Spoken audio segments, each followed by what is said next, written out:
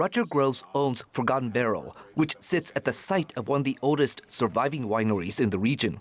The history of the winery goes back to the 1880s. We inherited a lot of old equipment and a very old wine cask. He's been making wine in Escondido for the past 7 years.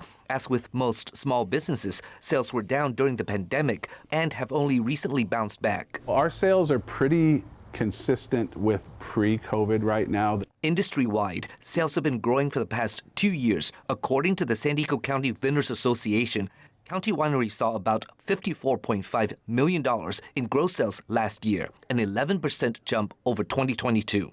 That's also a record high for the industry. I was just pretty excited to see that in the report that in both 22 and 23, the sales grew by over $5 million year over year. Mike Weber is the president of the Vintners Association. He's also Ofila Winery's finance director. So it was a good year here for Ofila as well, and we did grow by our staff count by, I think it was like 3 or 4. The Vintners Association Economic Impact Report shows that newer and expanding wineries added nearly 100 jobs last year, a 13% increase.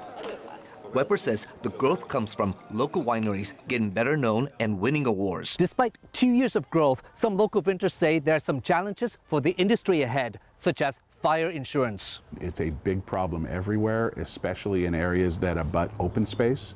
Properties like that are very difficult to insure right now. So we were canceled from our provider and we had to go to the secondary market, and the secondary market is rather expensive. Orfila is now paying 200% more for fire insurance than it did a few years ago.